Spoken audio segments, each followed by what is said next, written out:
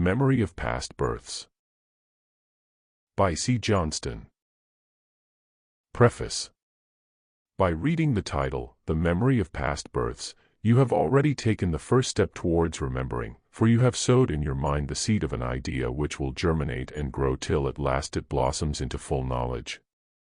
Of those who receive this thought of endless life through many births, most accept it at once with a conviction which runs ahead of evidence. Many hold it tentatively with gradually growing credence, none altogether reject or forget it. The thought remains, the seed stirs and grows, and as rebirth is a true law of life, every turn and incident of life gives it new force, till at last belief ripens into certainty. That certainty of the larger life wherein the lives and deaths of this our world are but as days and nights, lightens the burden of death, dulls the edge of sorrow, takes away the terror of separation. Immortality, the dearest hope in every human heart, becomes once more credible and intelligible, nay more, demands and compels our belief.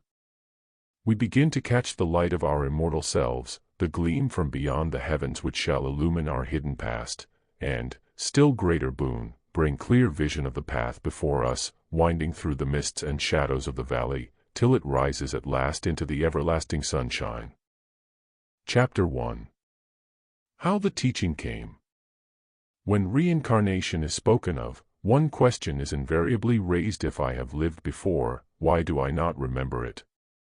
The defenders of reincarnation almost invariably evade this question, or give vague and unsatisfactory answers, so that, while almost everyone who once grasps the thought of successive lives on earth feels strongly inclined to adopt it, still this one point has remained a stumbling block, and in all the years reincarnation has been talked of, nothing definite or to the point has been said as to this really vital question. The idea of reincarnation came to the Western world only a few years ago. It was first clearly presented in an attractive and sympathetic form in the Fragments of Occult Truth. Blavatsky published some 16 or 17 years back entitled Theosophist. The idea in the fragments was this: to understand our lives, to know what lies before us after death and what lay behind us, before birth, we must begin by a better understanding of ourselves. We are not body only, but soul and spirit as well, the soul half earthly, half heavenly, the spirit, as yet, almost unknown to us. The soul is everything between the body and the spirit, the passions, as well as the pure will, the desires, as well as the love of beauty, and truth, and goodness. To the lower half of the soul the fragments gave the name, the body of desire, while its higher half was called the mind. The soul is drawn downward toward the body by the body of desire, and then the animal in us comes out and fills our lives with passions and appetites. The soul is drawn upward toward the spirit by its higher part, then genius, and power, and beauty, and faith are developed, the true qualities of human life. In the fullness of time, death comes. What happens then? Or, first, what has happened at the moment of death? First, the body has been separated from the soul, the body, with all that network of instinctive and elemental powers in it, which built it up and carried on its work during life, and which now pulls it to pieces again, in dissolution. But, when the body is laid aside, the soul is not all pure, any more than it was a day, a month or a year before, while its life still lasted on earth. The soul has its worse half still clinging to it, passions, pictures of lust and appetite, unsatisfied longings for sensuous things, and the sins of malice, selfishness, and self-love, which make up so much of ordinary human life. The soul is, as it were, surfeited with these passions, clogged like a heavy feeder after too rich a meal. It cannot rise at once to spiritual life. Almost immediately after physical death the soul comes to itself, rid of its pains and sickness, and with a feeling of lightness and vigor, resembling the vigor is keen health and high spirits.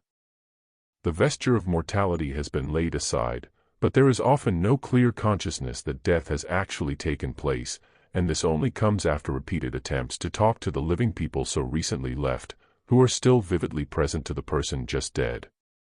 But this vivid touch with earthly life lasts for a few hours only, or a few days at most, then the scenery round the soul begins to change, the passions and desires begin to assert themselves and gradually work themselves out through a period of purification, which is at the root of the teaching of purgatory. The spirit draws the soul toward its strong, pure life, but the soul, overburdened with passions, cannot at first respond. It must gradually put off the earthly desires, and, apparently, is still in contact with the living world, in the sense that it has a consciousness of the nearness of living people. And the fragments suggested that any strong bond of affection toward people still in the world would keep the soul of the dead person close to them, and conscious of them, and, so far as lay in the power of the soul, it would help and protect the living. Then, in the course of days, or months, or years, according to the strength of its earthly desires, the soul shakes itself free from its bondage and puts off the body of desire. The passions become latent and are as seeds in the dried and withered flower. The higher part of the soul is drawn back into the spirit, and the radiant power and strong, pure will of the spirit pour into it, and breathe new life and vigor into the soul's dreams of beauty, inspirations of goodness and strivings after truth. That is the soul's great holiday and day of refreshment, when all the pains of this mortal life are laid aside. And the fragments further suggest that, as our spirits are far more intimately united than our bodies, so the souls of those who are truly bound together are keenly conscious of that bond and union, in the great rest they enter into, when the body of desire is put away. To that rest of the soul, the fragments gave the name of Devachan, a Tibetan word meaning the blissful, and one well known in the books of the northern Buddhists. It was the idea of Devachan more than any other teaching which made the fortune of the fragments of occult truth. There was something in this teaching, at once so reasonable and so sublime, so unlike the material heavens of the churches, with their gold and stones, their trees and rivers, and yet something so satisfying to our best aspirations that one could not help believing that something like it must be the truth. The spirit in us, standing close to divinity, has a power and immortal youth and eternal vigor, that is the very heart of joy, and a wide and sweeping knowledge that almost reaches omniscience. As the soul puts away its garment of desires, it rises up to union with the spirit in Devachan, the blissful, and is thrilled through and through with the spirit's exultant and immortal youth. All that the soul had in it, of beauty, and truth, and goodness, is kindled into rich and vigorous life, all aspirations are satisfied, all hopes of heaven are fulfilled, all dreams of joy are more than realized. Then the soul bathes in the waters of life, and is strengthened and refreshed. As the measure of its aspiration, so is the measure of its reward. Every hope in it, every seed of hope, blossoms out into a perfect flower, under the sunlight of the Spirit and its vivifying rays. And as the souls of men are of every different measure of aspiration, so is the blissful rest different for each. Every soul forms its own Devachan, through its own powers and energies, reinforced and strengthened by the energies of the Spirit. And that life in Devachan is the soul's great opportunity to rise to new aspirations, to receive new seeds of beauty and joy, which shall in their turn blossom in the time to come.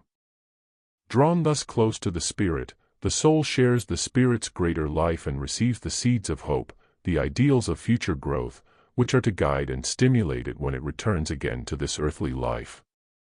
But the soul does not only receive from the Spirit, it also gives to the Spirit, brings to it the harvest of its best hours in life, the knowledge it has won, the sense of the beauty of the world, the sense of human life, with its loves and its efforts, the sense of toil well done, of difficulties overcome. For if the Spirit soars angelic above our life, it is thereby cut off from many a secret that every mortal knows, and these are the messages it learns from the soul in return for the power and peace it breathes over the soul in paradise. That paradise of peace and power may last as long as a full human life, it may last thrice as long, no years are given for us to measure it by, but it will not end until there has come fullness of refreshing and a rest from the memory of human ills. The radiance of rest becomes slowly quiescent, the overshadowing light and power of the Spirit become dim in the soul which has drowsed itself with peace, and as the Spirit draws away, the breath of the returning earth begins to stir and move in these seeds of desire which were left when the flower of the last earth life withered. Gradually the earth's vitality works in these germs of desire, of passion, of lust, of selfishness and self-love till the soul is once more tinged and colored with them, and, like drawing to like, enters once more the confines of the earth. There its affinities draw it to that land, and class, and family whose life is most in harmony with its own nature, and, uniting itself to the body of an unborn child, it presently passes again through the gates of birth. The first seeds of earthly things to come to full life in it are the elemental and simple powers that man shares with the animals, almost with the plants. Then, gradually, the more human side of the soul, the passions as well as the understanding, come to their growth, and a full return to human life is once more made. Thus come childhood and youth, and then once more, age and death. The fragments of occult truth, and the additions made to them afterwards, did a great deal more than merely sketch this course of a single human life, a single cycle of rebirth. They carried the teaching on and applied it to the whole of human history, even supplying chapters which we have no knowledge of, yet which seem to have a certain rightness and reasonableness, which we are greatly inclined to admit. It was said that the whole development of humanity had been nothing but the repeated rebirths of the same human souls, that we, who now live and breathe the vital airs, are the same men and women who lived through the Middle Ages. The days of chivalry and religious zeal, in France, in Spain, in Italy, in England, that we are the same men and women who peopled heathen Germany, and Scandinavia, and Russia, in the days of Thor, and Odin, and Purin, that we ourselves, and no others, saw the fall of the Roman Republic, the degeneracy of Greece, the last days of the Jewish nation, and had, perhaps, a part in the great transition that passed from Judea to the Greek and Roman worlds, that we ourselves played a part in the growth of Greece and Rome, in the glad old strenuous days of inspiration and liberty, that we have opened our eyes to the daylight, in Assyria and Iran, in more ancient India, and Egypt, and Chaldea, and in older days, to us very dim and mysterious, but bright enough, and real enough, while we actually lived them. Instead of going back, as I have done, the fragments of occult truth began at the utmost horizon of the past and came down to our own days, outlining no less than 4 great races, before our own epoch, and the race which now inhabits the earth. The first 2 races were dim and shadowy as forgotten dreams, but growing gradually more gross and material as the long ages went on. Finally, with the 3rd race, came such material life as we ourselves are used to, though much, even in our purely animal nature, has been steadily modified and changed. Of this 3rd race, we were told, there are hardly more than a few fragments left, and those debased to the utmost limit of degeneration. The 4th race, whose memory is still held in the story of Atlantis, the vanished continent now hidden beneath the waves, sent out many races, whose descendants, mingled with offshoots of the earlier 3rd race, inhabit the lands and continents we know. From the mingling of the 3rd and 4th races came the 5th, our present humanity, the strong, progressive members of the race. Of pure remnants of the 4th race there were, we were told, a few still to be found among the inland Chinamen, who, with the flat-headed aborigines of Australia, were relics and vestiges of a vanished past. The 3rd race had natures hardly yet fashioned to the mold of humanity as we know it, with them instinct had not yet become passion, nor had the almost automatic acts of animal life yet fully changed to conscious reason. They were blameless, because they had not reached any keen sense of responsibility, or even of their own individual lives. The 4th race developed a strong individualism, and with it gained great power over nature, a conquest of material forces, the metals, the powers of wood and stone, of iron and silver and gold. With these material surroundings came a hardening of the inner pasture also, and the faults of selfishness, of cruelty, of ambition. And so the 4th race fell, and Atlantis sank in the ocean. Then came the 5th race, with its task, to rise again from materialism, to hold the consciousness of the 4th race and the sense of individual life, but without cruelty or too keen self-love, to regain the innocence of the 3rd race, without its ignorance, and to add new powers and perfections undreamed of in the earlier world. In that 5th race is our own place, and that destiny is being unfolded in us. To the fifth race are to follow others, each adding something new and excellent, until mankind is perfected, and when this cycle of life is ended, and this earth of ours is ended with it, there are other greater cycles and nobler worlds on which we, the self-same souls, are destined to find our fuller growth, our larger joy. Thus the fragments suggested to us our place in a great and orderly development, all the races of our planet filling parts in the same scheme, each supplementing the others and bringing some power, or skill, or knowledge, or instinct to the total sum, which without it would have been by that much deficient. Each of us, we were told, had passed through every race, and time and clime. We were the Chaldeans, the Egyptians, the Indians, we were the ancient Romans, the Greeks, the men of the Dark Ages, of the Renaissance, of modern days. And thus, once more, we were brought to the question, if we really had such ripe and abundant experience, how is it that we remember of it not a single fragment, not one colored patch of the Nile, or the Euphrates, not a single Atlantean day, no memory of Babylon, or the caliphs, or chivalry? This question was answered in a sense, but the answer was not satisfactory, or, at any rate, it had nothing like the clearness and definiteness which won such instant recognition for the teachings of the fragments, especially when they appeared in a volume, with many additions, as esoteric Buddhism. Still, in this great and wonderful scheme of the races there was much to commend itself very strongly, even though it could hardly be verified or proved in any positive way. There was, first of all, in proof of our identity with the men of those old races, our keen interest and understanding of their works and ways, the infinite patience, the infinite eagerness, with which we strive to decipher every fragmentary sign and inscription they have left, and the fact, too, that we can decipher these old sign pictures, though they seem obscure as the riddles of the gods.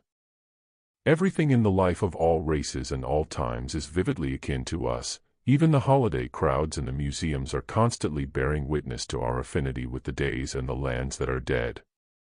Then again, the scheme of the fragments made more intelligible the lingering presence of low and abject races among us, like the Bushmen, the Vedas, or the Australians. These are the dwellings of belated souls, laggards in the race, who have yet certain lessons to learn, that nothing but the wild life of these wanderers could teach them. And when the laggards have learned their lesson, the belated races will assuredly disappear.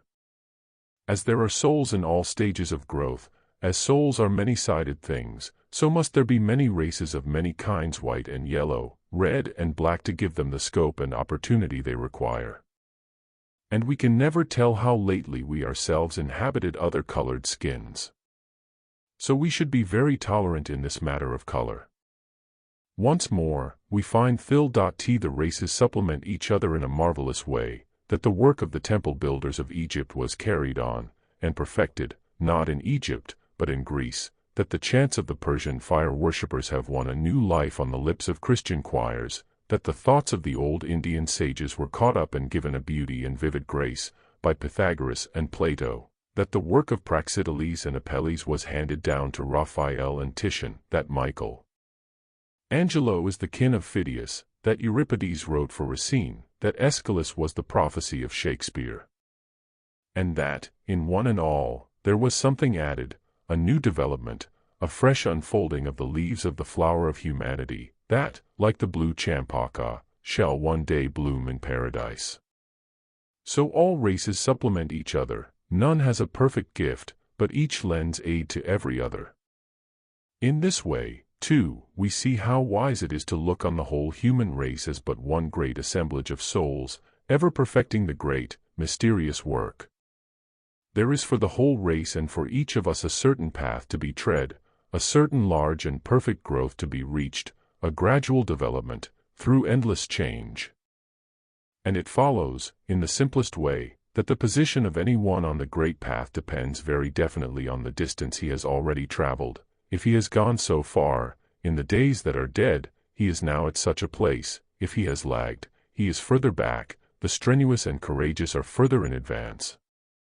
So, where we shall be tomorrow, a year hence, or 10 years hence, depends on where we are today, and whether we still keep moving.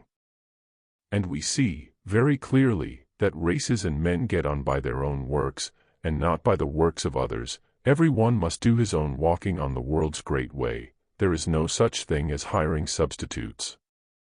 So that we may say of the life of any one, that his position is pretty strictly and justly due to his own walking in bygone days, and that his position tomorrow will depend on the use he makes of today. We build our own lives, we are our own fortunes, we weave our destinies for ourselves. This is the law of karma. There are parts of this great law of karma that we should like to linger over, above all, the matter of sex, and the great question of poverty and riches. Of the first, the teachers of the fragments suggest that all souls, to gain perfect experience, must live the life of both the sexes, just as each of us must in every life inherit childhood, youth and maturity, just as each of us must taste both birth and death. As to poverty and riches, the question is too large to touch on here, but we must rest assured that here, too, essential justice is done. We should try to see the matter in this light. There is but one great assembly of human souls, all are alive at this moment, none of them are belated or caught in the net of bygone ages, all are present in the life of today. But of these, a quarter, perhaps, are now embodied on the earth, 3/4 are hidden in the heavens, in the paradise of peace, or in the dim halls of desire, through which men's souls pass on their journey back and forth from outward life. And this same assembly of souls was present through all the yesterdays of the world, and will be present in every tomorrow. Our life is one great life, of which we are all parts, time is our pathway, and the whole earth our inheritance. Yet that question obstinately recurs, if I, who move and live in the world today, who get such sincere satisfaction out of life and all experiences, have indeed passed through so rich and varied days and years and lives, why does no memory of it all remain? Why can I not recall how I tilted in the lists in medieval days, how I prayed in Gothic cathedrals, how I hunted the deer through gloomy Germanic forests, how I shouted for Caesar or Brutus in the Forum, how I saw the plays of Sophocles, and heard old Homer sing? What has become of my lotus garlands of Egypt, my part in the old temple processions on the Nile, my share in the sermons of Gautama, or the caves of Ellora and Elephanta? If I, indeed, and no other, moved in the days of Atlantis, where the seas now roll, or in yet older lands, where the sandstorms sweep over desert Darim and Gobi, if I shared the fate of dim, gigantic races, before Atlantis was, why can I not recall a day of it? Why is my memory as empty of purple hours as a beggar's cloak in the rain? What said the fragments? Well, they answered something like this: the memories of all those past births are still in your possession, every one of them, but they are hid and carefully packed away in remote corners of your being, whither you hardly find your way, even in dreams. But when the day of attainment dawns for you, those memories shall be yours. At the end of the way you will be able to look back to all past stages of your journey. Well, that was satisfactory enough in a way, and yet, with all that, pretty unsatisfying. We do not feel like waiting for the day of our attainment. At the end, perhaps, of the seventh race, we should like to realize a little of all that great wealth of ours, like the friend from India, on whom every one was pressing $100 checks. We feel as though we should like a quarter in hard cash, on account. This is clearly the most interesting point of the whole question, the memory of past births, and we should like to learn something more definite about it. Now, as it happens, there is a good deal that may be learned. All the world, including even the Christian world at one time, has held to this great teaching of reincarnation, and all the world has run up against this fascinating and exasperating question of lost memory. It has been thought out in India, in Egypt, in Greece, in Italy. And I think I shall be doing a good work in bringing together the chief passages that bear on the subject, from the Upanishads, from Buddha, from Plato, from Saint-Sias, from Virgil. They have all had something to say, and it has generally been well worth saying. I shall add the testimony of the living to the witness of the dead. We may be lesser than the admired sages, but we have this advantage, that we are here, at the moment, and hold the stage in the present hour. Though that thought of the ever-living assembly of souls, 1/4 manifest on earth, 3/4 hidden, yet none the less living, in the heavens, should warn us against speaking slightingly of the mighty dead. Let me anticipate for a moment, and say that to our question, why do we not remember our past births? We shall get this answer uniformly from the ages a good many do and always have remembered. Chapter 2. The Tradition of the East. The teaching of past births comes to us from the East, and most of all from India. How then did the Indian teachers face the problem which we have spoken of, the blank pages of memory for all the illimitable past which was unrolled, before our latest descent through the gates of birth? Why do we not remember our past births, in the view of the Indian sages? To answer this question, we shall have to ask the one which precedes it, namely, what did the sages of India teach concerning rebirth, and what is it they conceived as reborn? And we can do this best and most satisfactorily by taking in their order the passages in the Indian sacred books in which rebirth is taught. To begin with, we are met by a very general misconception, which practically runs through all that has been written by students of Indian lore, the belief that we owe the teaching of rebirth to the Brahmins, the great hereditary caste of priests and scholars who loom so large on the Indian horizon, and who have kindled the imaginations of so many generations of foreigners visiting India in search of secret wisdom. By looking deeper into the Indian books we shall find that, so far from originating the teaching of rebirth, the Brahmins for the whole first period of their history confessedly knew nothing about it, that it was already well known even then to another race in India, and that it was taught, on a definite historic occasion, by this other race to the Brahmins. The older race who taught the Brahmins was a red race, kin to the inhabitants of ancient Egypt and Chaldea, and it is among the descendants of this red race that we find the clearest conception of rebirth, and of the whole teaching which makes up the subject of the mysteries. From whom this ancient race received its tradition, we cannot tell, but the suggestion constantly put forward, in India as in Egypt, is that their teachers were a race of demigods, or divine beings in human form, the representatives of men before the fall, and from this divine race, the teaching of rebirth has been handed down in unbroken succession to the present day. And for this reason we have the teaching of rebirth complete, even though there is no vestige of memory of their beginningless past in the minds of those who are born into the world. The books which contain the tradition of the mysteries, as handed down to India by one branch of the old red race, are called the Upanishads, that is, the books of secret teachings, or hidden wisdom, and there are two chief passages in the Upanishads which deal with the teaching of rebirth. The first of these is in a passage which is traditionally known as the Lore of the Five Fires, because, in it, the worlds above this, through which the soul passes in its descent into birth, are spoken of as fires. There is, first of all, the higher celestial world, the paradise of peace, where the soul has rested through long years, after its last birth, and in this world, the soul is an immortal and angelic being, above the waves of birth and death, free from the shadow of sorrow and pain.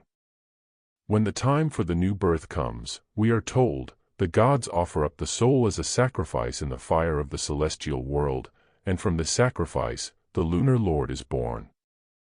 This is a simple allegory in the old mystery language. The gods who offer up the soul are its own inherent powers, its unfulfilled destinies, its attractions to other beings alive on this earth, its own thirst for further physical life. These offer it as a sacrifice. Dying out of the celestial world, it is born into the psychic world, the mid-world between earth and heaven. The lunar lord is the psychic body, and all through the mystery teachings the moon is used as the symbol of the psychical world. This in past because the moon, as cause of the tides, is regent of the waters being the commonest symbol of the psychic realm, and in part because the waxing and waning of the moon represent the great law of alternation, which rules everything psychic, and appears in our human life in the alternating emotions of pleasure and pain, hope and fear, sorrow and joy. The lunar lord is the psychic body, the personal self, who lives through the life of the emotions, and whose keen sense of being is due wholly to the alternation of emotion, since any one emotion continued indefinitely would bring a sense of numbness, of total absence of the keen feeling which is the very life of the personal self. Therefore sorrow and fear are as much the food of the personal self as are hope and pleasure, since the one can never be separated from the other.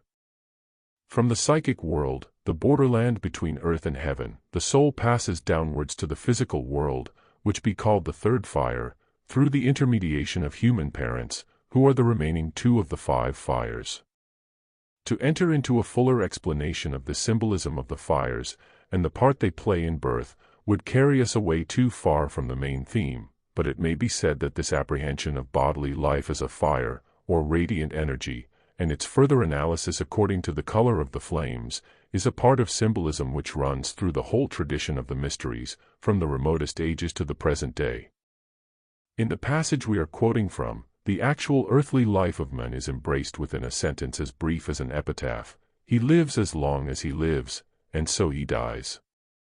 Then we come to the brief description of the Indian rite of burning the body, and we are told that the soul rises from the pyre in a vesture the color of the sun, and passes upwards again through the three worlds. And here we are met by another great part of the mystery teaching, the teaching of the difference of destiny after death. There are in reality three paths open for the soul which has just left the body, and these three paths depend wholly on its inherent quality and spiritual treasure and attainment. For those whose imaginations have been wholly set upon earthly life, and who have never caught a glimpse of the beyond, nor any gleam of the celestial light that shines to us from the back of the heavens, their destiny is to be born again almost without an interval, to begin a new earth life, as soon as the former earth life is ended.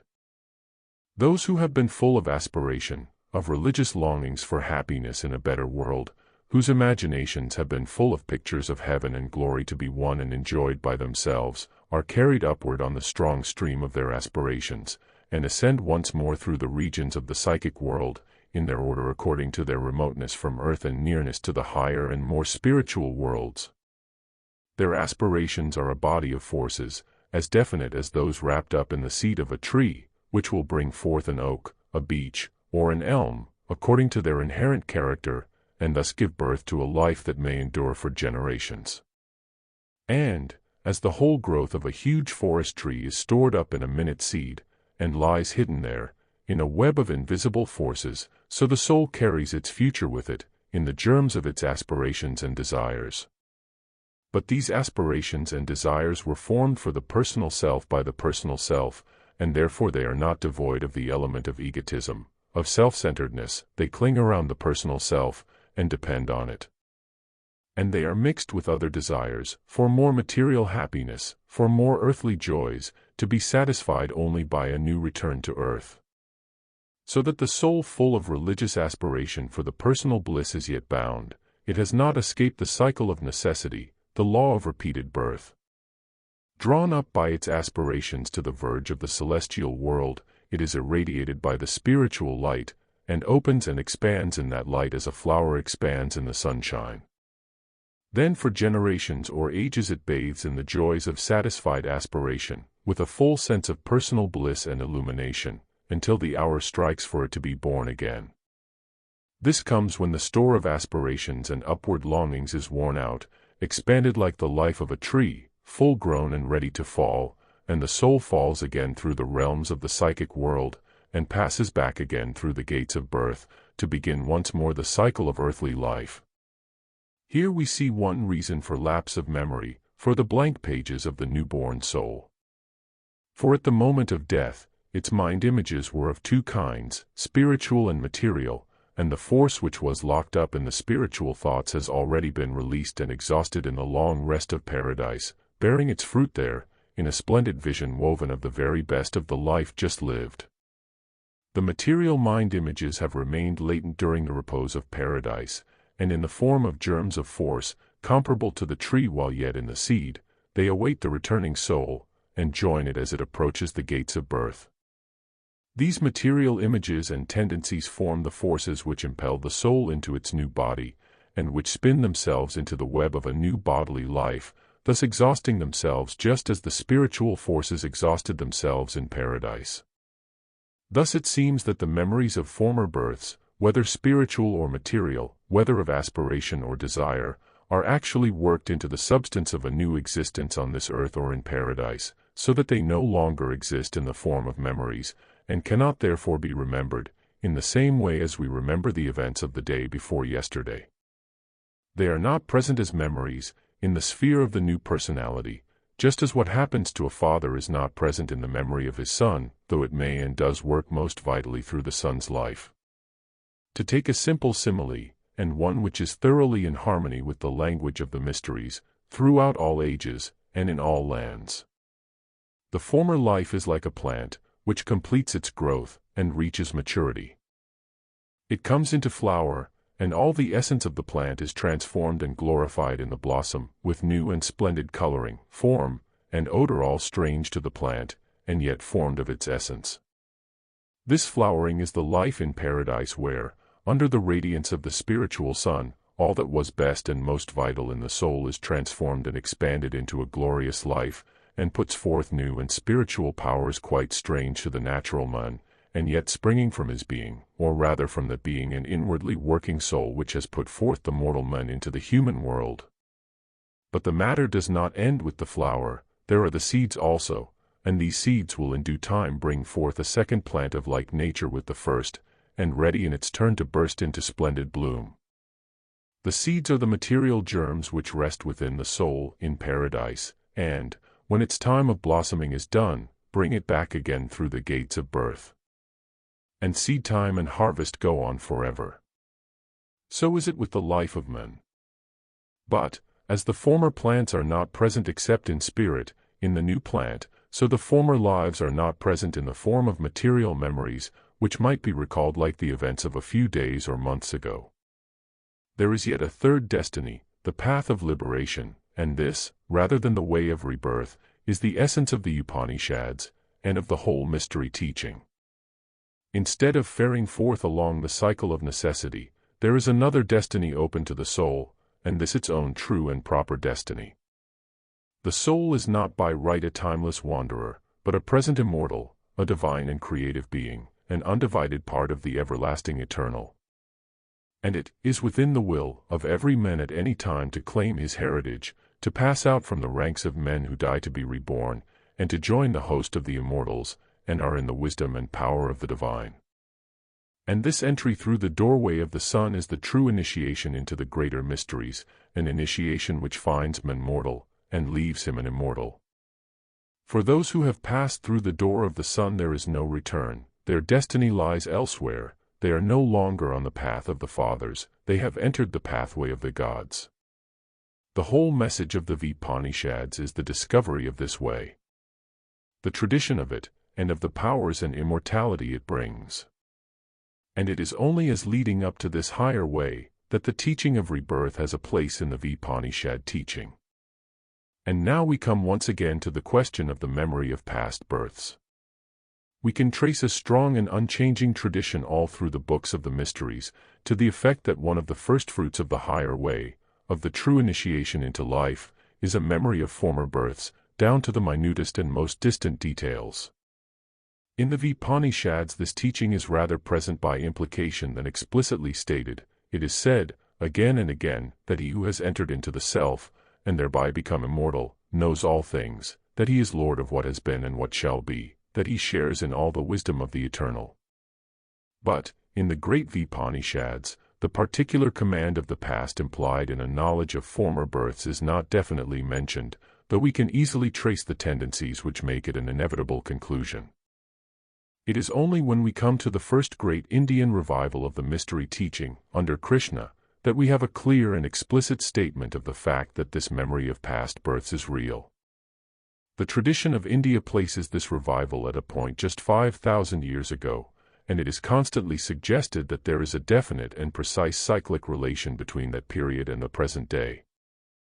In virtue of this cyclic link, it is the lot of the present age to see given out broadcast, in the ears of all men, teachings which have formed a part of the mysteries for ages, and one great historic presentment of which was due to the Rajput sage Krishna, 5,000 years ago.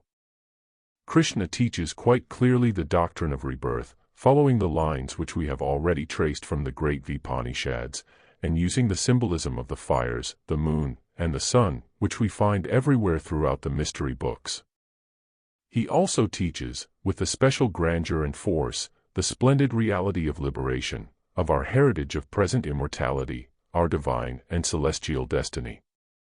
And, speaking of the cycle of rebirth, he says that this same doctrine was taught by him in the beginning to the Solar Lord, the genius of the great red race which, in Egypt, Chaldea, and India, handed down the teachings of the mysteries from Earth's earliest dawn.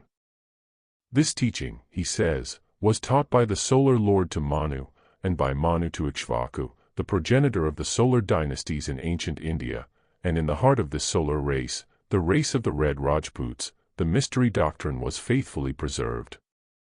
Arjuna, also a Rajput, and the disciple of Krishna, vainly tries to comprehend this hard saying, and answers, later, Master, is thy birth, while the birth of the Solar Lord was earlier, how then am I to understand that thou hast taught him? And Krishna replies, Many are my past births, Arjuna, and also thine. But my past births I remember, while thine thou rememberest not. This passage from the 4th chapter of the Bhagavad Gita, or Teachings of Krishna, is the earliest specific and indubitable mention of the restored memory of past births in the sacred books of India. When we come to the next great revival of the mystery teaching, under Prince Siddhartha, of the solar line known to the religious world as Gautama Buddha, we shall find this tradition expanded and given out in its entirety, so that we shall have even a perfectly specific and clear explanation of the psychological method by following which any man can remember his past incarnations. After touching on the Buddhist tradition in the matter, we shall have to complete the theme by taking the few though quite definite allusions in Plato and the classical writers, together with the one remarkable passage, before Abraham was, I am, so nearly identical with what the sage Krishna answered to Arjuna, many centuries before. To finish the subject, as it refers more especially to the mainstream of occult tradition, we shall have to enter on another mystery doctrine, the fourfold being of the soul, for it is only by understanding this that we can see exactly where the memories of the vanished past are stored, and why it is that, lost to mortal men, they are restored again to men the immortal, as one of the fruits of initiation. St. Paul speaks as an initiate when he tells of the regeneration from the psychic to the spiritual body, and then speaks of the spiritual body, the new man, the Lord from heaven. He is using a form of speech as old as the human race, and which only the tradition of the mysteries can help us to understand. The threefold man is overshadowed by the highest spirit, the infinite eternal, ever spoken of in the tongue of the mysteries as the Son, therefore it is that initiation is spoken of as entering in by the door of the Son.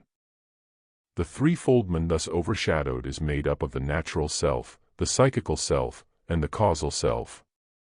The natural self, the man of animal instinct and appetite, dwells in the physical body, the vesture of earth, perpetually dissolved and perpetually renewed under nature's law of never-ending mutation. The psychic self, the man of emotions, of hopes and fears, of pains and pleasures, of doubts and expectations, dwells in the psychic body, which, though subject to time, is above the limits of space, dwelling in a world where space has no place, as space is of the material world alone. Above these two, which are subject to death, is the causal self, the immortal, in the causal vesture, above both space and time. And when the personality stands between the two, the animal self below, and the causal, divine self, above, he is swayed by the one or the other, drawn downwards, or upwards, according to the alternations of his will and fate. If he be overcome by the downward tendencies, and allow the human soul to sink altogether into animal sensation, then the psychic body takes on the likeness of the physical, and is formed in its image. But if the divine bears down upon man, and carries him up, from the world of sensation into the world of life and present immortality, then the psychic body takes on the image of the causal body, and the man consciously rises above death, which will be for him not even a break of consciousness, but simply the putting aside of an outer body, he being meanwhile conscious, and exercising full volition in a psychic body not subject to space. And it is this turning or conversion of lot the psychic body, as vesture of the human soul, which St. Paul so magnificently describes. It is sown in corruption, it is raised in corruption, it is sown in weakness, it is raised in strength, it is sown a psychic body, it is raised a spiritual body. The causal and immortal self, with which the man has now identified his destiny, is overshadowed by the one eternal, the infinite ocean of life, the sun after whose shining all else shines, the soul of souls. The causal self stands in the midst of other selves, individual souls like it, and a part of its destiny is to establish true and divine relations between thyself and others, myself and thee. Again, the causal self has, as a part of its task, to guide the lives which make up the chain of incarnations. It disposes all things wisely throughout endless years. It is the divinity which shapes our ends, rough them how we will. Therefore the causal self is the Lord of past and future, the guardian of the whole cycle of births. And now we come to our definite answer. The memory of past births is preserved, it is true, but it is preserved only by the causal self, the immortal, and it is only in proportion as we inherit our immortality, and consciously rise above the barriers of time, that we can possibly inherit the memory of our past. While we are still confined in all our thoughts and hopes within the natural self, and only dimly conscious even of our psychic life, it is impossible for us to have any more memory of our past than the beasts that perish, and our memory of the past is exactly measured by our foresight for the future. If we cannot see forward to our immortality, we cannot see backwards to the dark abysm of time from whence we came. When we rise above instinct to emotion, we already come under the shadow of our brooding past. We are ready to apprehend the truth as to our endless births, but we are not yet ready to hold any dear and definite memories. These can only come with the next step, when we pass above the limits of the psychical, and rise into the real realm of spirit and causal life. And this is equivalent to saying, what will be perhaps more readily intelligible, that we cannot perceive the memories of past births so long as our whole minds and hearts are preoccupied with the present birth, the present day, the present hour. Add that almost all men living in the world bear about with them a heavy burden of material hopes and fears, and that they are so wholly wrapped up in these that there is no possibility of their ceasing and steadily apprehending any other form of mind image. If they are not even conscious of their present souls, how can they be conscious of the soul's remote and vanished past? It is like something we have all noted, without thinking of it. At a magic lantern performance we see the colored pictures on the screen, one after the other, images of lands and cities and men, but if the gas be suddenly turned up, or the daylight be allowed to pour in, the picture on the screen instantly becomes invisible, even though it is still there exactly as before, and even though precisely the same rays from that picture are entering our eyes, just as they were while we saw the picture. So the emotions of each new birth crowd out the memories of births gone by, and therefore we cannot remember them. They are of a finer quality, a different order of mind images, and the coarser and nearer blot out the finer and more remote. It is, once more, just as in the case of a palimpsest, where some medieval monk or scribe has taken an old parchment with lines of Homer or Plato, or some of the divine old Greeks, and, erasing the large utterance of the early gods, has written on the parchment his own thoughts of a baser and more common day. We can only recover the old by overlooking, and in part sacrificing, the new. The first writing on the palimpsest can be brought out, but the later writing will lose its clearness and sharp outline in the process. It may be asked of what profit it would be if we did remember our past births, and what we lose in losing them. The answer is to most men it would be no profit at all. It would simply weaken their hold on the present, without giving them any hold on the eternal. For while still learners in the infant school of the world, they can only grasp the forever through the now, and are therefore endowed wholly with brief and ephemeral desires. For them it would be loss rather than profit to remember their past. Therefore the law, which disposes all things wisely through endless years, has decreed that they shall not remember. But when the sense of our immortality is borne in upon us, and thus gradually loosens the tyranny of the present, it is different. Then comes the time for us to be reminded that we have lived before, that we shall live again. And there are always witnesses in the world to remind us, for the tradition never dies away utterly from the hearts of men. And when, under the leading of the brooding soul, we have remade ourselves in the likeness of the divine, drawing ourselves forth from time's cycle to the quiet presence of eternity, the time comes for us more fully to remember, to see the life of today, not separate, but taking its place in the perfect chain, ranged with the lives that have gone before, all leading up to the everlasting. When the mortal is ready to be initiated into present immortality, then comes fuller memory. Then Krishna, type of the regenerate soul, replies, Many are my past births, Arjuna, and also thine, mine I remember. Though thine thou rememberest not. Chapter 3. Where Memory Dwells. We compared the enigma of forgotten births to a magic lantern show, where the picture can only be seen when all other lights are cut off. We saw that though the light from the image on the screen, carrying every detail of color and form, may even enter the eyes of the spectators, and paint on their retinas just the same picture as before, yet they will see absolutely nothing, nor have any proof that there is anything to see, until that light shines alone, unbroken by any other ray. This simile carries the very spirit of the Eastern sacred books, and brings us to a cardinal point in all their teaching, a point constantly mistaken or overlooked. They hold this teaching, and the view suggested by this simile, not only in regard to the single power of recovered memory, but for the whole range of the divine powers of the soul, for all of man's immortal heritage. For the sacred books never teach what they are often thought to teach, that divine and occult powers are some abnormal outgrowth, to be painfully acquired by the personal man while still wearing the vesture, and still bound by the straitened limits, of his personality, something to be used by him as adornments and conveniences of his mortal life, a mere embroidery to his 80 years and 10. They do not hold that the high gifts of magic are to be used chiefly to astonish and entertain the friends of the magician, nor to help him to make a material success of his present life. The true inner teaching of the East is so different from this, so much higher than this, that its would-be interpreters have often failed to grasp it altogether, and have fallen into one grotesque mistake after another, as a result of this failure. We must try to gain some firm hold of this first great principle, or all our further studies will be in vain. We must first try to understand and constantly keep in mind that the Eastern doctrine teaches that the soul of every man is already perfect, and perfectly endowed with all its infinite powers, being one with all other souls in the highest life, so that no growth is possible for the infinite, nor any gain thinkable for that which is the limitless all. What we can do is, not to add to the powers of our souls, but to come to some perception, dim and vague at the first, of the tremendous powers our souls already possess. We are not the patrons of the soul and all its magical powers, to develop this, and call out that, as the humor takes us, and at last to turn the whole into a means of complacent self-glorification.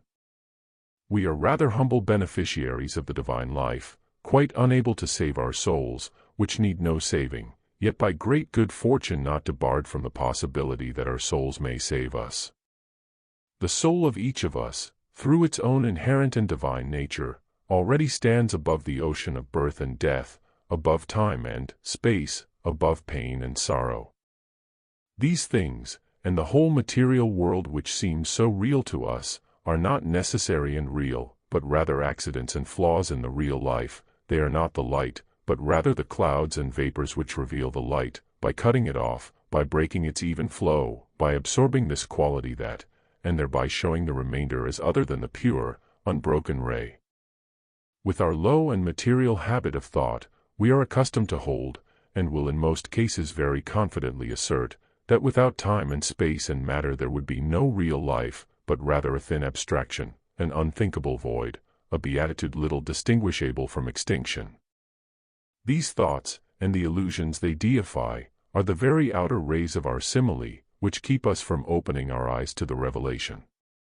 While we are attuned only to that coarser vibration, to those lower sounds and grosser colors, we shall never catch a glimpse of the finer light from beyond the heavens, nor any echo of the music of the spheres. We shall best understand the matter, perhaps, by laying theory aside, and seeing in what way we do, in fact, rid ourselves of the bonds of time and space, of the dull burden of matter. Then we shall see more clearly whether that deliverance is a loss or a gain, a weakening, or the beginning of strength. Space is the first and grossest illusion. The deadly fear of separation is its true moral expression, its real value in the science of life. It is the belief that so many miles of land or sea, so many dead yards of mountain or of rock, must of necessity cut off all intercourse even between souls in perfect union and accord, so that out of sight is really out of mind, or, even worse, absence is presence of regret and the sense of loss. And the black and deadly shadow of this illusion, its supreme hold on the heart of men, is death, that fearful shadow of final separation, for which there is no hope, no cure, no pity, nor any possibility of warding off the swiftly approaching and inexorable doom. That is what we get from the seeming reality of space, and no human heart endowed with intelligence and feeling will hold that it is a great and excellent boon. And now for what we gain by our first victory over this illusion. It is not that we are robbed of space, shut out from it, and barred within a world where no space is, but rather that we come into possession of space, into mastery over it, so that our souls can feel, and our wills can act, not only where our bodies are, but also wherever we have a link of unity and communion, in the heart of a friend. It is not mere nearness in space that makes kinship. Friendship is not so cheap as that. It is rather a direct and immediate intuition of oneness, a glow and enthusiasm of love, the present sense of another living soul felt directly by the soul in us, and only interpreted, but never generated, by the outer senses. And with our first victory over the illusion of space comes the knowledge that this direct and intuitive touch of soul with soul, of will with will, of heart with heart, this sense of another living being at one with us, is not weakened or barred by space, but is as strong and vital, as immediately present to us, whether a mile, 100, or 10,000, divide heart from heart. The truth is this: for the psychical life there is no space, space is purely and solely material. In the psychic world, separation comes through difference of quality, difference of vibration, difference of love, and not through difference of place. Therefore, where there is union, there is immediate presence and contact, even though bodies be held apart by untraveled leagues of ocean. As soon as our imaginations cease to be filled with the image of our animal bodies, and are more rightly occupied with a sense of our human selves, we begin to live in the psychical world, and thereby we begin to conquer space. And for all mankind, this beginning has been made ages ago, so that any simple animal life, pure as the animals live it, has long been impossible for man. But our psychic being is so disordered, so chaotic, so full of dark images and evil imaginings, that we possess ample psychic powers without knowing we possess them, and great misery and sorrow are our reward. Animals know neither the misery nor the sorrow of the human heart, even these are testimonies to our divinity. They are in truth the shadows of our powers, the shadows they, in their coming, cast before them. For we feel the misery of separation because the voice in us says there should be no separation, and the discrepancy between intuition and fact is our sorrow. But the fact is a mere material shadow, cast into the psychic world, where it has no true right, nor proper place, and only our corrupt animal life leads to our obsession by these ghosts and phantoms of the long-past material world. The conquest of animalism, the inheritance of true human feeling, brings with it the awakened sense of other human lives, the splendid intuition of other present souls. If we are true to that, setting the soul in others higher than the animal in ourselves, and living rather for the soul, we soon have our reward. Though hills and valleys intervene, they do not intervene between soul and soul, nor in any degree weaken the immediate, conscious, and living in touch of one with another. We are rewarded for our faith by inheriting a larger life which space cannot touch, which death itself no longer threatens. But we must find the souls of our friends now, if we would hold them to us hereafter. We must never be content with a mere acquaintance with their bodies, much less with those images of them we build up for our own prejudices and desires, making all men in our own likeness. And this power to feel another soul, as it lives in itself, and not merely as it ministers to us, is the beginning of all wisdom, the first step in all true illumination. With that most excellent gift, we can in time learn all secrets. Without it, the tongues of men and angels, all knowledge and all mysteries avail us nothing. This is the first victory over space, over the dullness and brute resistance of the material world. It is the divine power of seeing and feeling souls, by immediate intuition. That power, like the rest, is not designed merely as a convenience and adornment of our material life, it is rather the open door to a life which shall in time wither up the last veil and vestige of the material world altogether. We can inherit this vision of soul and soul, not by some miraculous unfolding to be painfully acquired, but by the far greater miracle, which has been from the beginning, is virtue of which all souls are forever one. For all souls are but doorways into the eternal, and each doorway gives entry to the whole mansion of the Most High. Therefore true soul vision is to give us the realization in the beginning of the vivid and intimate life of the rare souls with whom we already have perfect kinship and communion, but in the end, it is to give us a realization of the life of all other souls without exception or abatement in any regard, whether it be with the chiefest sinner or the brightest saint. Not all pure souls only, but all souls, whether high or low, gifted or groping in outer darkness, are gone with the Supreme, and therefore one with us. And for the realization of this one vital truth all sins and crimes will be forgiven, while the spotless saint who lacks it is as one of the damned. This is the divine and everlasting law. This is life's morality, whatever may be the morality of the sects. That is what is meant by the victory over space. It is a victory over the whole brute world of darkness, which is enslaved to space, and the entry into a one and miraculous life, where each soul may be infinitely enriched by inheriting the life of all other souls as enlargements of his own, gaining the universal without losing individuality, not exiled from space, or shut into some heaven beyond the confines of the wholesome and living universe, not overcoming space in any way like that, but rather overcoming space by possessing all of it, by gaining the power to conquer separation, to work anywhere in space where lives a soul of man. This is the true victory over space, as the Eastern wisdom teaches it. It is no loss nor diminution, but an infinite gain. And the victory over time, which brings as one of its first fruits the memory of past births, and with this knowledge of the past, a knowledge of the future also, is a victory of kindred nature. Once more we shall set aside all theories as to what time is, and whether it exists in itself or is a shadow of the mind. We shall let theory rest, and paint rather the steps by which the victory over the time spirit is in fact won. The means of the victory are the same, a slow rising above the tyranny of our sensual natures of that in us which demands unceasing sensation, endless stimulus, whether it be the lust of the flesh or the lust of the eyes. The essence of the lust of sensation is always the same.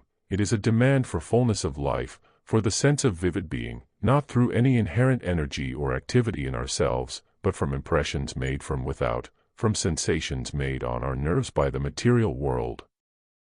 And we gradually attach the idea of one and another sensation to this or that part of our bodies, till our imaginations are full of the sense of palate or ears or liver, or whatever organ we rely on for our outward excitement. It is this clogging of the imagination with coarse bodily and material images which enchains the soul within the body and hinders it from soaring to its own proper and divine world. It is this slavery to bodily images which makes us serfs of space, in which our bodies must take their place among the rocks and trees and all other things in the material world. In much the same way are we made slaves of time. The lust of sensation lies under a curse, the outcome of a law everywhere operative in the material world. It is this: a stimulus of a certain character produces its maximum effect at the first impression, and with every recurrence loses force. It therefore follows, with all the insistence of physical law, that we must either increase the stimulus, to get an equally strong sensation, or, if we are limited to a certain measure of sensation, we must be prepared to see the effect weakened with every repetition. So that we shall have at last one of two things, either the numbness of total insensibility, or a series of constantly strengthened doses, which will finally shatter the physical frame altogether. There is no third alternative. The hospitals are full of proofs of this law, which should be written in golden letters over the threshold of every temple of man. Thus it befalls that we come under the dominion of time. For it is only a question of time when any given sensation will either wear itself out or wear us out. And the final wearing out is death. Half of mankind go through the later years of their lives as mere living sermons on decrepitude, on the deadening and dulling which comes from the lust of sensation. All mankind preach the final sermon by their deaths, a sermon far more impressive in its silence than the doleful message of mortuary services, and the word of the sermon is this: if we identify our thoughts, desires, and affections with the body of matter, subject to dissolution, we too must die. Change is the law everywhere throughout the material world. All things once brought together must again be separated. All things separated will one day be brought together. The mountains have been heaved up from the ocean depths. They are once more worn down by fine water drops and carried by the rivers to pave the ocean bed. So it is with all matter. Change everywhere, and time is nothing but the record of gradual change. Therefore all that is subject to change is subject to time. Time is not a benefit or reward we are shorn of when we reach beatitude. It is a doom, under which we and all things lie. And we conquer time by turning back within ourselves from the lust of sensation, from servitude to material things, subject to death, but our first advance inward does not lift us altogether above time, though it lifts us above space. From sensation we turn to emotion, from the physical we turn to the psychic body, and try to find our life there. And this is in truth a wonderful gain, for with the transference of our imagination to the psychical body we triumph over space, that is, over the doom of separation.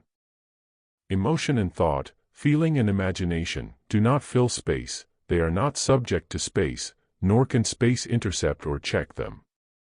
And when we once break down the walls of selfishness and aloofness, we can touch with our emotions the lives and wills of others, and in our turn become recipient of theirs. Yet emotion comes under time's sway. It is under a law as imperious as that which dooms sensation, yet of different character. For emotion is of such nature that, like sensation, it soon numbs the soul, and the soul will no longer feel the same excitement or stimulus from the same intensity of emotional impression. Its remedy is alternation. To one emotion succeeds another, of opposite character. To hope succeeds fear, to fear, hope. To sorrow succeeds joy, to joy, sorrow. Such is the law. And this succession, like all change, is a form of the time illusion. It is in virtue of time that succession is possible. Therefore the soul, when it first sought contrasted emotions, built itself the garment of time, to receive them in. So that, even when we rise above animalism to human life, we are still time's slaves. We must rise yet further, to be free. Above sensation we enter the life of emotion, above emotion we enter the life of the will, creative, immortal, divine. At last we have a form of life coming from within, and therefore coming under neither doom. It is not dependent on successive impressions from without, therefore it is not under the doom of ever-weakened stimulus from successive sensations. It is not dependent on alternation, as emotion is, therefore it is not, like emotion, subject to time. Nor is it under the doom of continually weakening effect, which emotions share with the grossest forms of sensations, and which is also a part of their inheritance in time's curse. The creative will finds its life not in reception from without, but in activity from within. It draws its energies from an immortal source, since the will in us is at one with the infinite life, and is, in very truth, our doorway to life, and that life eternal. In the will we live, in sensation or emotion we die. The law is fixed and certain. The Eastern teaching of the will is this: there is for every man a genius, a divine power, an individual embodiment of the infinite life, which stands above and behind his personal life, and is united with the personal life by all his best and highest powers and intuitions, but most of all by the will. The mission of every man is to embody the life of his genius in himself, to rise into the life of his genius, and thereby to become immortal. His genius will command him to work, and to work in three ways. The first of these is the subjection of the material world, through the will in him, as expressed in his physical powers. And all the arts and sciences are nothing but this, the subjection of nature to the will in us, in subordination to an intuition of power or an inspiration of beauty. We take earthly materials, colored clays, ochres, resins, oils, and mastering their character and qualities, we mold them by our wills into pictures embodying the human soul, and the beauty it beholds. And so we are destined to conquer all nature, and mold all to the divine uses of the will. The second work of the will is infinitely more difficult than all sciences and arts put together. It is the true adjustment by our wills of the balance between ourselves and all other selves, the arrangement of relations of power and joy between all living souls, such that, though all be different, yet all shall be perfected in the one. That is our second task, and we need only to listen to the promptings of the will, in every human relation, to find the true and divine adjustment in every case. But in this task, there is no room for cowards. Much now deemed of lasting and universal validity will be condemned by the will, and we must have something of the spirit of revolutionaries, if we would undertake to make all things new.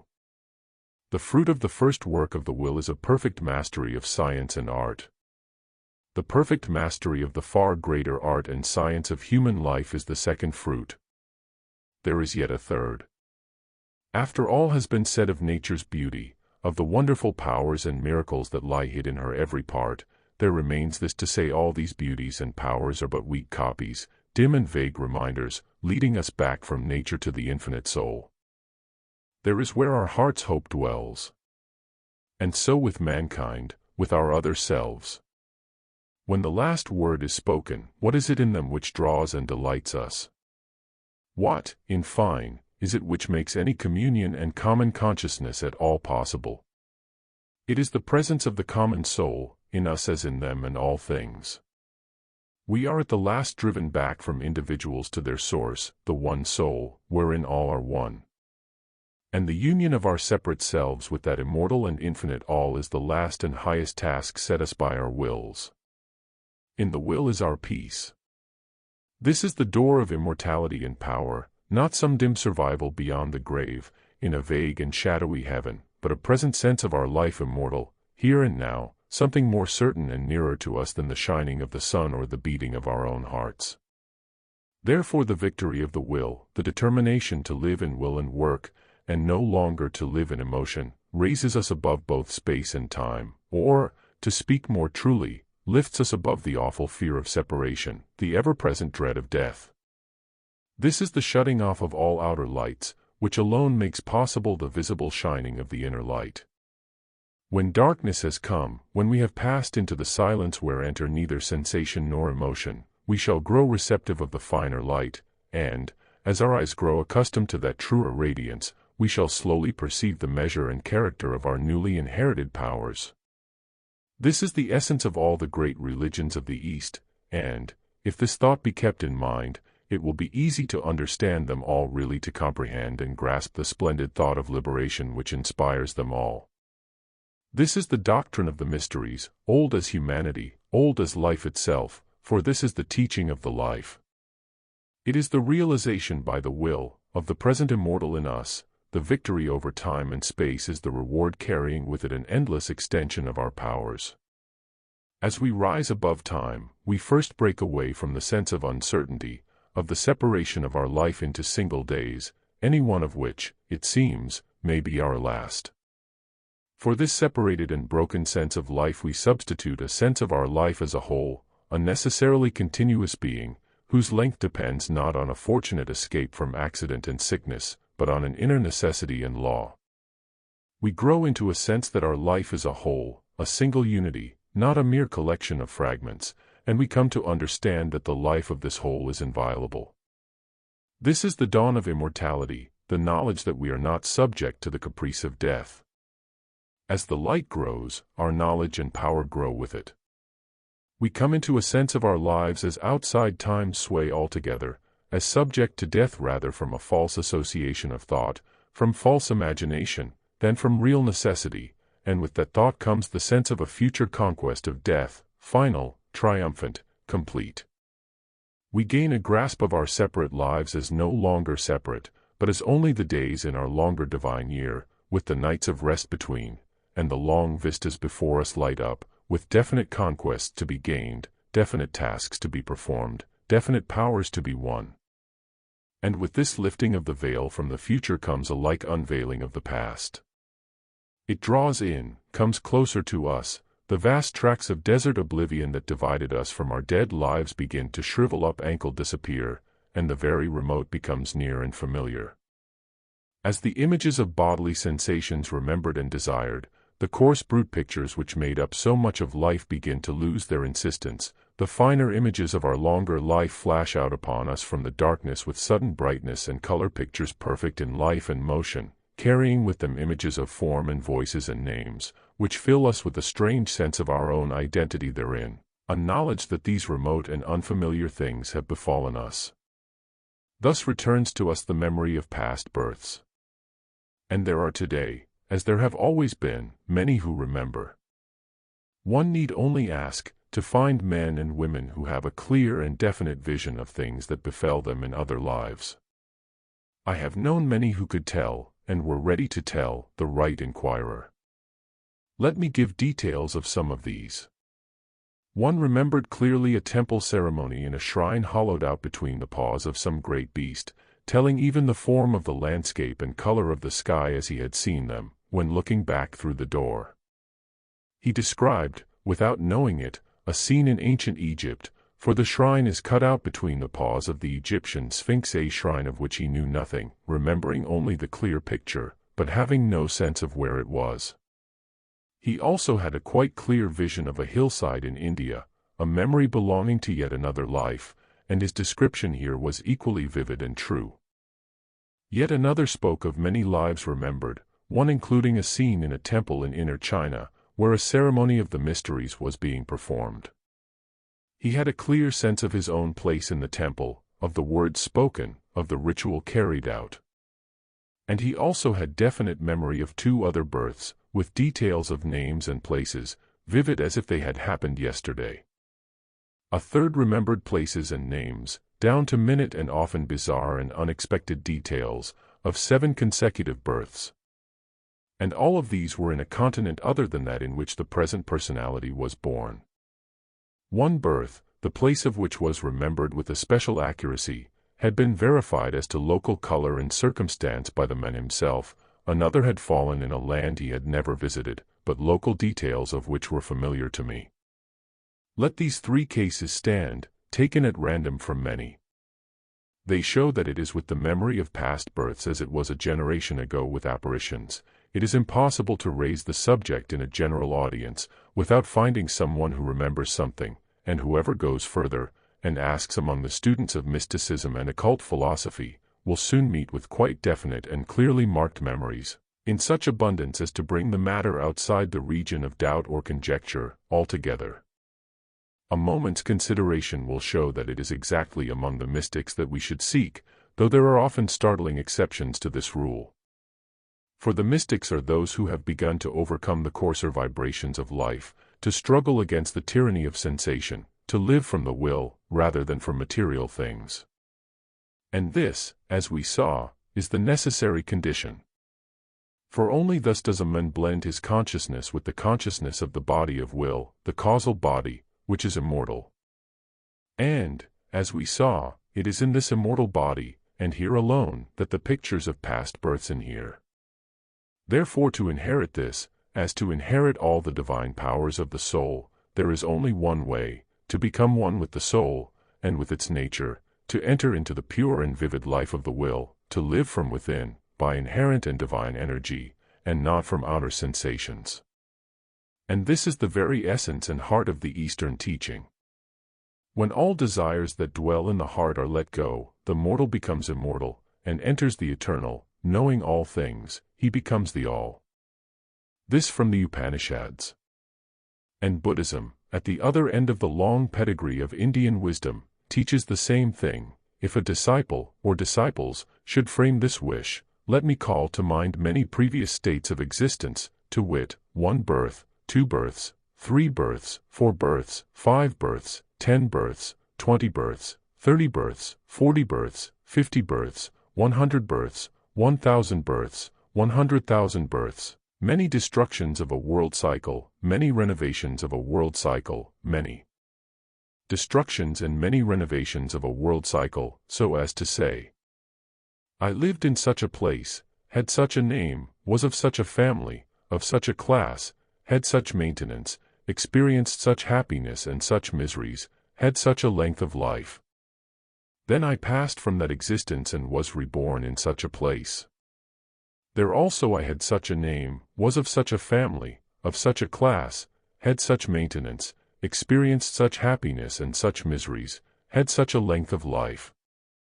Then I passed from that existence and was reborn in this existence. Thus let me call to mind many former states of existence, and let me specifically characterize them. Then must he be perfect in the precepts, bring his thoughts to a state of quietness, practice diligently the trances, attain to insight, and be much alone. Between the extreme brevity of the Upanishad and the absolute completeness of detail in the Buddhist Sutra, the whole Eastern doctrine is given here. But to appreciate fully the moral and spiritual meaning of the last sentences, we should have to go deeper into Buddhism, and there we should find that the requirements set down here cover the very thing we have spoken of, the raising of the mind above sensuality, which imprisons the imagination in the animal body, and above selfishness, which imprisons feeling in the personal self. For both these limitations are barriers to real life, and only with our entrance into real life can we begin to inherit the powers of our divinity, and among them the memory of former births, which belongs not to the mortal, but to the immortal man. Chapter 4. How to remember. The oldest of occult teachings of India are the Upanishads, the books of hidden wisdom. After them, according to the venerable tradition of the East, comes the great development of the secret teaching which culminated in the revelation of Krishna, and which finds its greatest monument in that most mystical of scriptures, the Bhagavad Gita, the songs of the Master. Halfway between Krishna and the present day comes the great Rajput prince whom the religious world of the East knows as the Buddha, of the clan of the Gautamas, and of the Sakya race.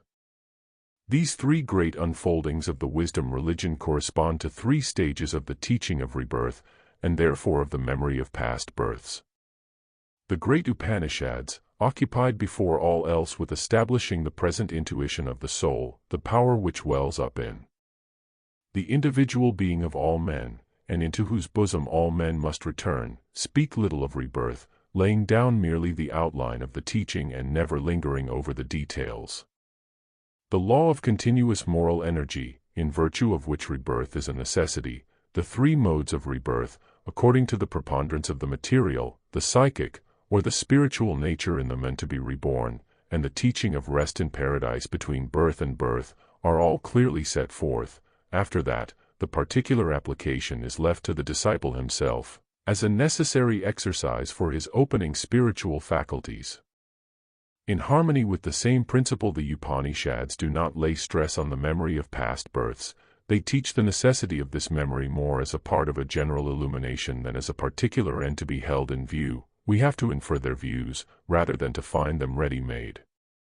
The Upanishads teach that when all desires that dwell in the heart are let go, the mortal becomes immortal, and enters the eternal, that the eternal, with whom the mortal is now at one, is Lord of what has been and what shall be, master of past and future alike.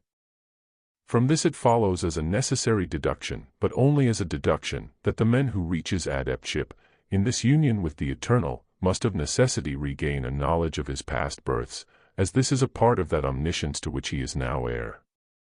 But nearer than that the great Upanishads do not go. The Bhagavad Gita, representing the work of a later age, though an age which is still 5 millenniums distant from us, if we are to accept the tradition of the East itself, is much more detailed and definite. At the same time it loses much of that grand and universal sweep, that magnificent width and power, which distinguish the Upanishads from all other books. The Bhagavad Gita speaks far more explicitly of former births. Many are my past births, Arjuna, and also thine. Mine I remember, thine thou rememberest not. There is no such explicit statement as that in the great Upanishads, but even in the Bhagavad Gita the memory of past births, and, what concerns us most directly now, the teaching how to remember, are rather held in the background, kept subordinate to the much greater theme, how we are to reach liberation.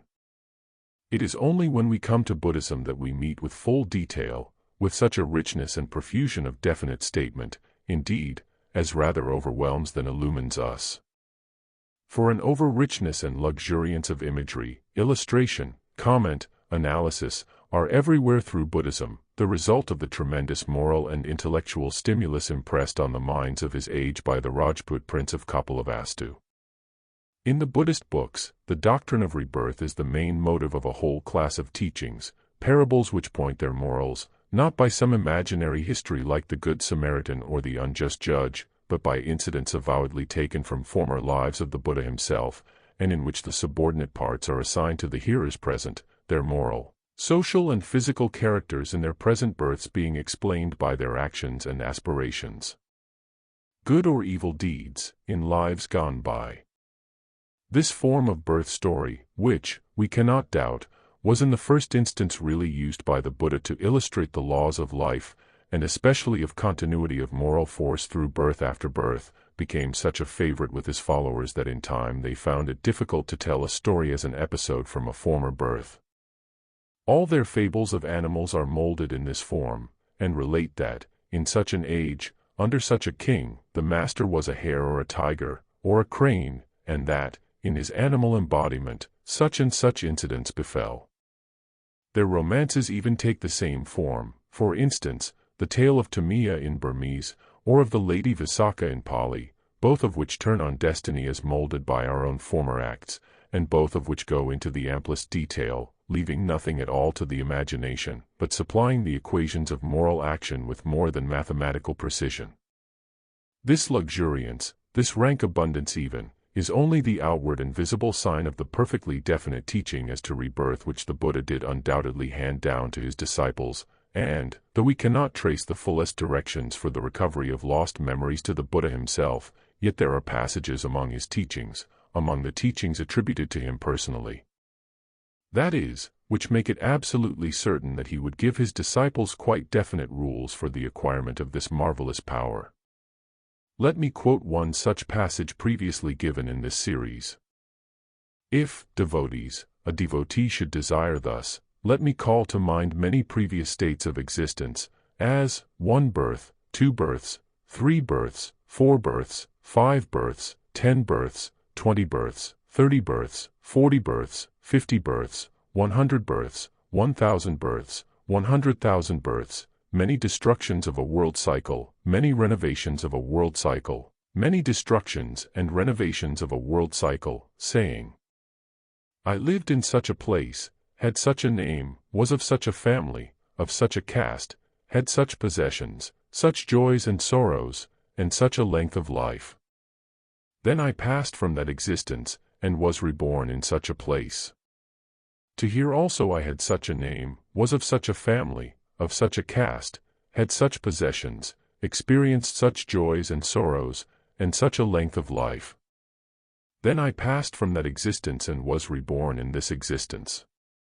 Thus let me call to mind many former states of existence, and let me precisely define them. If he should so desire, he must be perfect in the precepts, bring his emotions to a state of quiescence, practice the trances diligently, attain to illumination, and dwell in solitude.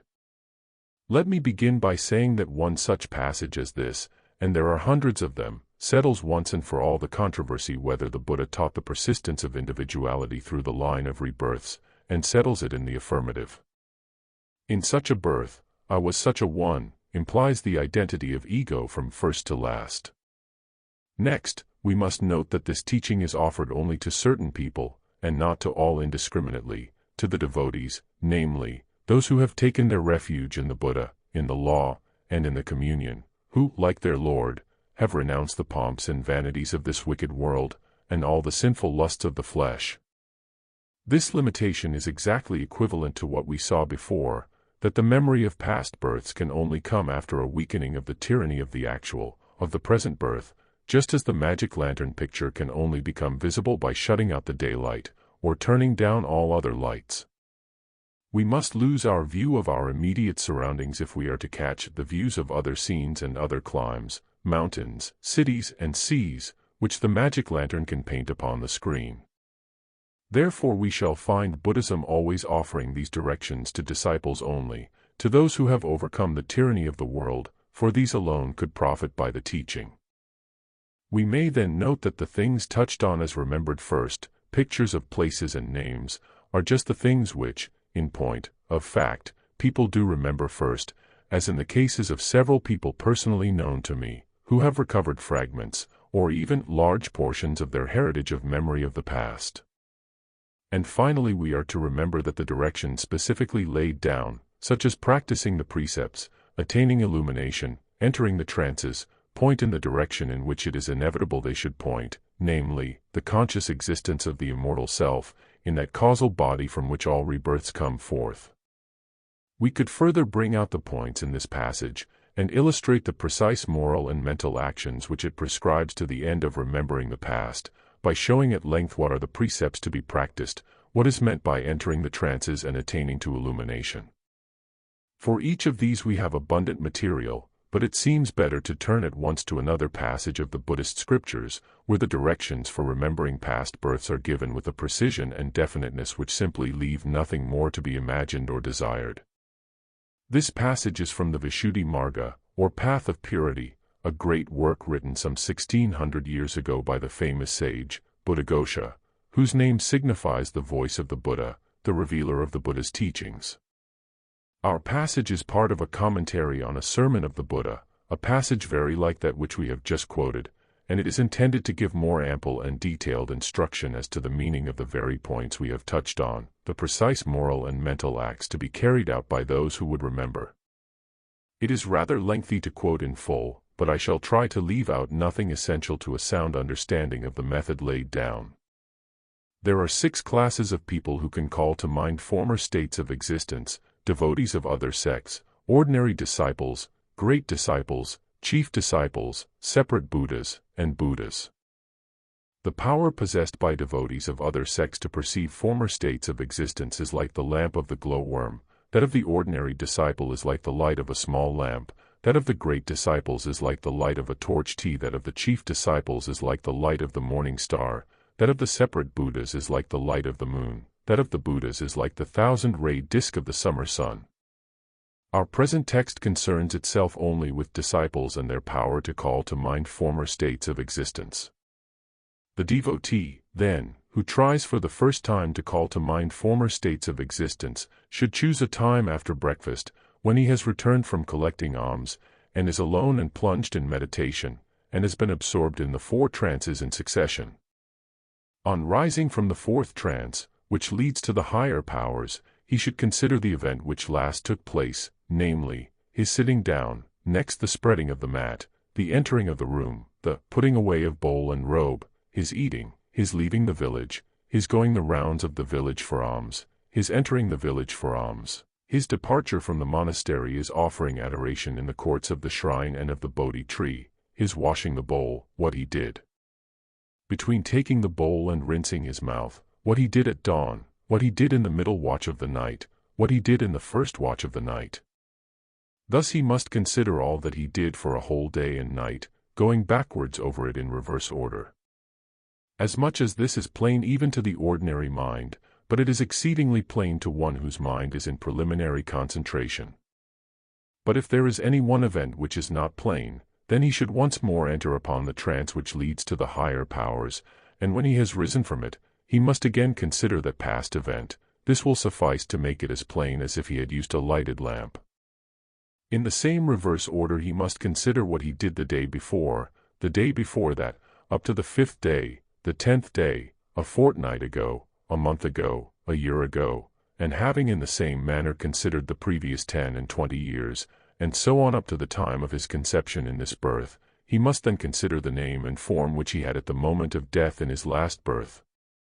A skilled devotee is able at the first attempt to penetrate beyond conception, and to take as his object of thought the name and form which he had at the moment of death in his last birth.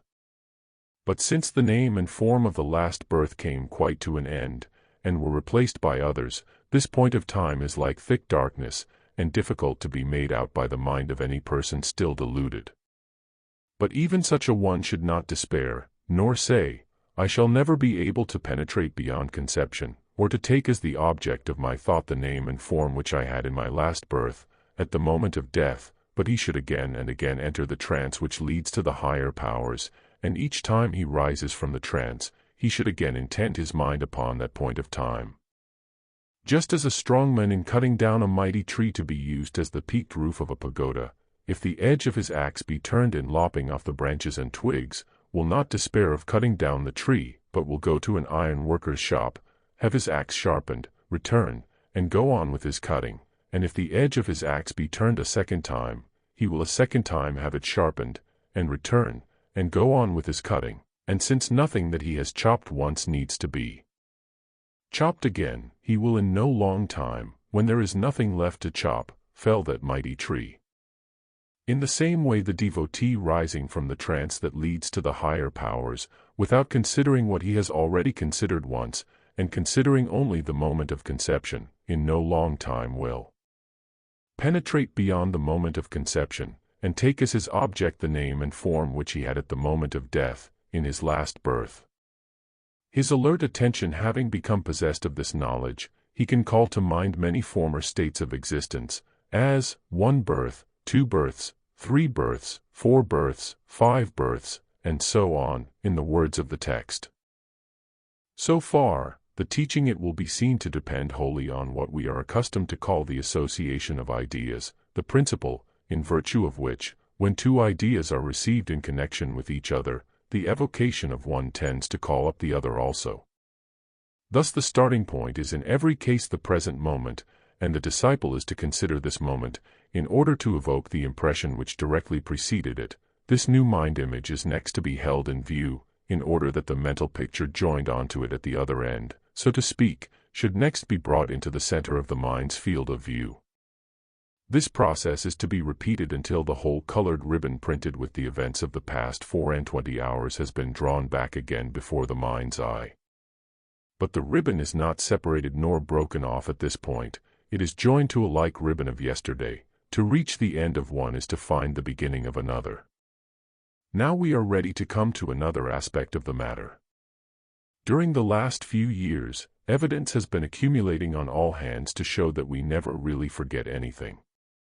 We have rediscovered the memory of the subconscious mind.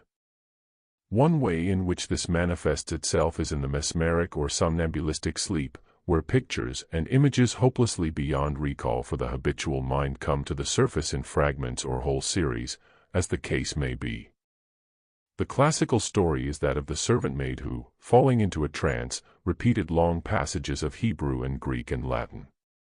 Careful investigation for a long time failed to suggest any explanation, until it was discovered that she had years before been attendant on a learned divine, who was in the habit of reading aloud in these dead tongues. The girl, quite unconsciously, had absorbed long trains of sounds quite meaningless to her, and these were stored up and indelibly in her subjective memory, till the hour of trance came, when her secret treasure house was unlocked. Now comes the application. The Buddhists of 2,500 years ago, like the Indian occultists for ages before that, were perfectly familiar with all that we know of the subjective mind, and with much that we have not yet guessed. They had discovered all that is implied in this story of the servant maid who talked Greek and Hebrew, and, more than that, they had found the key to the hidden cabinet, and could open it at will. They knew the secret of the trances leading to the higher powers, and could acquire the power of entering them at will. Their monasteries were nothing but great colleges of practical psychology, where this and much more was taught, but there was one indispensable condition precedent to entering these colleges of occultism: perfect disinterestedness and charity, typified by an act of renunciation after which the devotee bound himself to touch no money, to live on alms only, on food freely offered by those who had faith in his work. This charity and disinterestedness, this detachment from the fortunes of the present personality, alone furnishes the condition of mind and soul in which the trances can be entered at will. The same mood must be present in some degree for the trances to be entered at all. There must be a renunciation, if only for a time. There must be a letting go, a loosening of that greed and graspingness which thoroughly dominate the ordinary men and the ordinary life. It is the old story of the magic lantern: the lights must be turned out first. Therefore the devotee or disciple spoken of in the Buddhist texts is one who has this disinterestedness, who can rise above the graspingness of his present personality, and who can, therefore, find the doorway to his subjective mind, his subconscious memory. The very words of the text prove that this, and nothing else, is meant, for, if the devotee break down in his reverse chain of memory, what is he directed to do? To enter the trance again, that is, to withdraw once more from the disturbing sense of his outward surroundings, in order that the memories of his subjective mind, of quite different texture, as they are, may be able to print themselves on his mental vision. Once more, this association of memories, with the power of catching the links of association so as to pull the colored ribbons back through the mind, is a faculty which improves enormously by practice. The greatest modern teacher of mnemonics bases his whole system on this one thing, the constant exercise of the memory on chains of naturally associated words and sounds, and those who apply his system find that their memories are thereby so strengthened that they can apply the added power in any direction, not merely in the direction in which it has first been exercised. What happens is this: the mind's eye is trained to focus itself correctly on the mind pictures, which are as real as stones and trees, but of a different order of reality, and the power once gained, the mind's eye can come to focus on different links of association, and can thus clearly see the picture next to any picture already before its vision. Once the mind's eye is trained to focus correctly on these finer images, it is only a matter of diligence to draw back before its vision the pictures of a year ago, or of 2, 5, or 10 years ago. The condition for success is that the mental eye shall not be put out of focus by intending itself upon the coarser images of material and selfish desires, that is, desires concerned only with the animal body. For however good these may be in their own place, they are unquestionably of a quite different quality from the mind pictures we are dealing with, and the mind cannot be focused for both at once. It is just the same in optics. If you wish to use a telescope for the study of the stars, you must use a particular eyepiece and a definite focus. If you wish to look at your neighbor's cabbage garden, you must change eyepiece and focus. It is no disparagement of cabbages to say they are not stars, but the fact remains that the nature of the cabbage is one thing, while the nature of the star is another. So with mind images, they are of different orders, and the mind cannot be focused for both at once. Therefore we see that, so far as the present birth is concerned, there is nothing in the Buddhist scripture which we cannot understand and believe, and, what is more, there is nothing in it which we cannot verify. Now to come to the much larger question, the memory of past births. The mind chains of the present birth are, as we saw, complete, but not in the physical mind of the outward personality. They are complete in the subjective mind of the psychical self, the door to which is opened in trance, whether involuntary, as in the case of the servant maid, or intentionally and consciously entered, as in that of the Buddhist devotee. The psychical mind pictures, forming an unbroken ribbon, are all perfectly visible to the psychical self, but they can only leak into the consciousness of the physical self in broken fragments, in such rags and shreds of memory as you have, say of a given month 10 years ago. Yet the mesmerist could unlock from your mind an unbroken picture of that month, or of any month, up to the moment your personal consciousness began in the present birth. Just as the ribbon of mind pictures is complete in the subjective mind of the psychical self, so that all the episodes of a lifetime are there indelibly recorded, so the episodes of that larger life, in which birth and death are but as day and night, are recorded indelibly in that deeper and more subjective memory which belongs to the causal and immortal self, who stands behind physical and psychic alike. And these memories can only be reached in one way, by rising up above the psychical and animal instincts which limit us to the material self, and then by ascending higher, above all the personal and individual limitations which tie us to the psychic self. By doing this habitually, the vision of the causal self will be so trained and strengthened that it will be able easily to overleap the chasm of death, and to take up the memories which lie beyond the tomb. It is not my intention to go deeper into this question here, but enough has been said to make it clear that the devotee, the Eastern occultist, who dwells retired from the world, in stillness and alone, may yet be exercising faculties of tremendous importance and power, not only to his own signal benefit, but also to the benefit of the whole human race. To the study and disinterested work of these Eastern sages is due the fact that the real science of the soul is still within the possession of mankind. Our material races would have lost it utterly. If it be asked what these sages have given us out of their treasure, let me answer, they have given us, among other things, this very doctrine of reincarnation, which alone makes intelligible the darkest riddles of human life, which alone gives us present knowledge of our immortality. I have outlined the manner in which, as a matter of fact, this doctrine did come to our day and generation. It came, for us, through the message of a woman, much maligned and traduced in her life, but who, nevertheless, put her testimony on record. Where did she get it? She herself persistently made answer, from the Eastern sages, who spoke what they did know, and testified to the things their own eyes had witnessed, to those who, treading in the path of the occultists of old, of the sages of the Upanishads, and the latter Buddhist devotees, had actually recovered the memory of their former births, and could tell of that past which we call forgotten, but which, for them, was very well remembered. It is only in the present day that our races of the West have so far given up their faith in fire and brimstone, as the one satisfactory answer to life's riddle, have so far surrendered the crude and crass materialism which followed after that, as to be ready once more to hear the world-old teaching. And the moment the world was ready, the doctrine was once more publicly taught. For so our needs are provided for, and humanity is safeguarded far better than mankind guesses, or could understand. Nor in truth has the tradition of past births, and of our grander memories which embrace them, been quite hidden from any race at any time. It is spoken of in that episode of Virgil's epic which, on the testimony of all antiquity, presents dramatically the themes of the greater mysteries. It has echoes in Plato, who speaks of the waters of that mystical Lethe which washed from men's minds the memories of bygone sorrows, so that they might once more have the courage to take up the heavy burden of life, but some there be who, in Plato's teaching, drink less deep of Lethe, and so remember. Among the Jews this doctrine of rebirth was held as a mystery teaching of the Kabbalists, who taught that the same pure spirit was embodied in Adam and David, and should return again in the Messiah, who was therefore, in a mystical sense, the son of David, and the second Adam. They held also that the soul of Japhet, son of Noah, was the same as that of Simeon, that Terah was reborn as Job.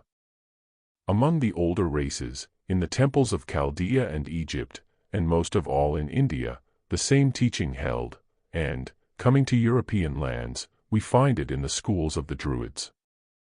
No other doctrine has ever been so universally accepted, nor could it ever have been so accepted but for the presence in all schools of those who did remember, and who spoke what they knew. All the greatest teachers made this claim. We have seen the Buddha make it, we have seen it made by Krishna. What other meaning can we give to those mysterious words, before Abraham was, I am?